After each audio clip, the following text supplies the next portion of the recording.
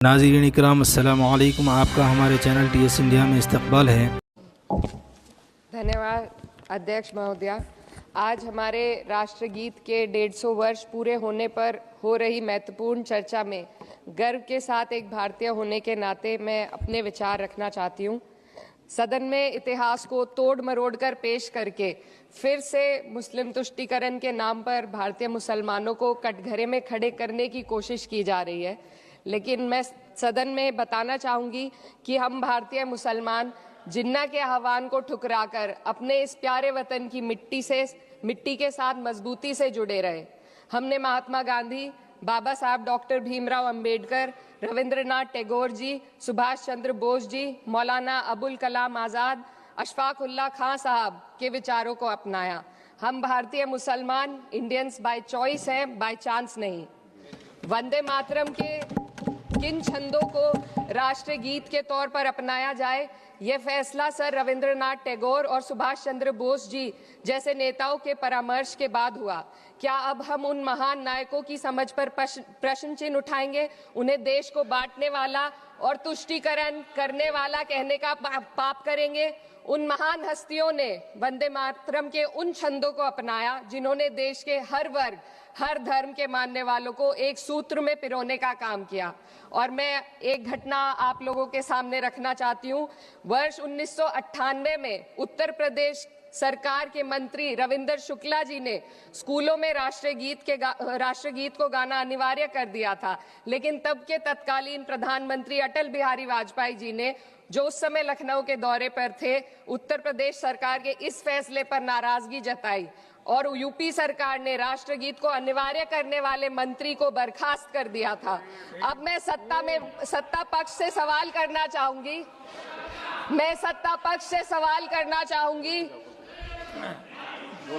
बोलने दीजिए। मैं सत्ता पक्ष से सवाल करना चाहूंगी कि जो विजन आजादी के समय के लोगों का था राष्ट्रगीत को स्वेच्छा पर छोड़ने का, उसी का अनुसरण माननीय अटल बिहारी वाजपेयी जी ने किया, तो क्या वह भी मुस्लिम तुष्टीकरण कर रहे थे? जी नहीं, अटल बिहारी वाजपेयी जी राजधर्म निभा रहे थे। देश में सब धर्मों को एक साथ लाना, सबके जज्बात का एहसास करना ही सबसे बड़ा राष्ट्रवाद है। माननीय अध्यक्ष महोदया, आज हमें वंदे मातरम के असली भाव को समझना जरूरी है। यह गीत तो देश के जल, जंगल, जमीन, हरियाली और निर्मल हवा की वंदना को समर्पित है। यह भारत की जन जन की मंगल कामना करता है कि भारत का हर नागरिक स्वस्थ रहे, सुरक्षित रहे और सम्मान के साथ जी सके। सुजलाम सुफलाम का अर्थ है, सुनिए, ऐसा देश जहां स्वच्छ और पर्याप्त जल हो, जहां नदियां जिंदा हो, बहती हो, जीवन देती हो। अध्यक्ष महोदय, लेकिन अब जरा यमुना का हाल देखिए। दिल्ली प्रदूषण नियंत्रण समिति की 2025 की रिपोर्ट बताती है कि यमुना के कई हिस्सों में BOD स्तर 127 mg पर लीटर है तक पहुंच चुका है, जबकि किसी जीवित नदी के लिए ये 3 mg पर लीटर से कम होना चाहिए।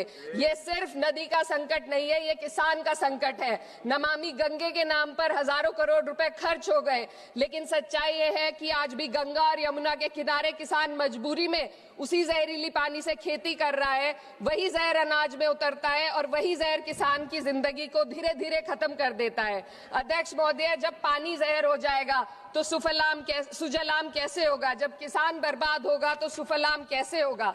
मलयज शीतलम, मलय का अर्थ है मलय पर्वत से बहने वाली ठंडी, सुगंधित, चंदन जैसी हवा जो जीवन देती है, बीमारी नहीं। आज मैं इस सदन से पूछना चाहती हूँ, क्या आज के भारत की हवा मलयज शीतलम है? नहीं अध्यक्ष जी, बस संसद से बाहर कदम रखिए, एक गहरी सांस लीजिए। ये चंदन की महक नहीं, ये जहर है जो आपके हमारे फेफड़ों में उतर रहा है। दुनिया के 20 सबसे प्रदूषित शहरों में से 13 भारत में है। दिल्ली की हवा में सांस लेना मानो रोज 20 सिगरेट पीने जैसा हो।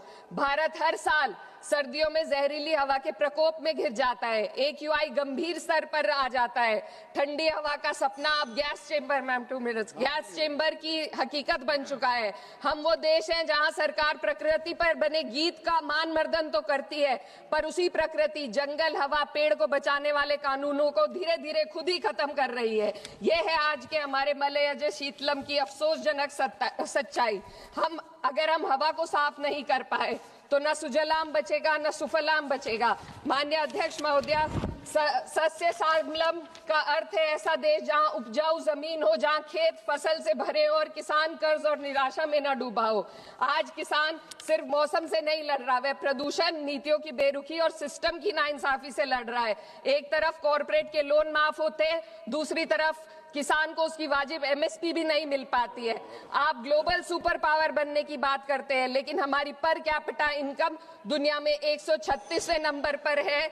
हम अपने छोटे पड़ोसी देश से भी पीछे हैं। हमारे लोग $2,500 तक भी नहीं कमा पा रहे एक साल में, और जिन अरबपतियों की ये रक्षा करते हैं वो इतना पैसा एक सेकंड में कमा लेते हैं।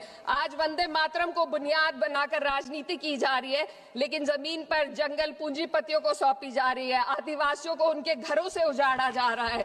मातरम में जो मातरा माता है वे सिर्फ मातृभूमि की वंदना नहीं, वे इस धरती की हर नारी, वे इस देश की हर बेटी, हर महिला के सम्मान की बात भी करता है। लेकिन आंकड़े अगर आप देखेंगे, एनसीआरबी की हाल की रिपोर्ट के अनुसार, मैम जसवंत के अनुसार देश में हर वर्ष लगभग 30,000 से अधिक बलात्कार हो रहे हैं। यानी एक दिन में 80 से अधिक महिलाएं यौन हिंसा का शिकार होती हैं, और ये सिर्फ दर्ज मामले हैं।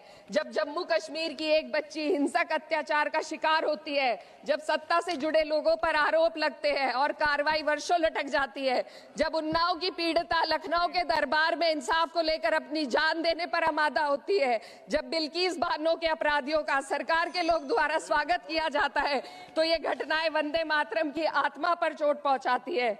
मैं अध्यक्ष महोदया बस यही कहना चाहती हूँ अपनी बात को अंत में रखते हुए कि वंदे मातरम सिर्फ अतीत की ललकार नहीं, ये वर्तमान की जिम्मेदारी है। ये आत्म मंथन की घड़ी है। यही समय है कि हम वंदे मातरम को सिर्फ नारा नहीं, नीति और जिम्मेदारी बनाए। और अपने जज्बात को मैं आलमा इकबाल साहब के तराना हिंद के साथ इस सदन में रखना चाहती हूँ कि सारे जहां से अच्छा हिंदुस्तान हमारा, हम बुलबुले हैं इसके, ये गुलसिता हमारा, मजहब नहीं सिखाता आपस में बैर रखना, हिंदी है हम, वतन है हिंदुस्तान हमारा। श्रीमती लवली आनंद। इंशाल्लाह मज़ीद अपडेट के साथ आपसे मुलाकात होती रहेगी। आपसे गुजारिश है चैनल को सब्सक्राइब करें। अल्लाह हाफिज़।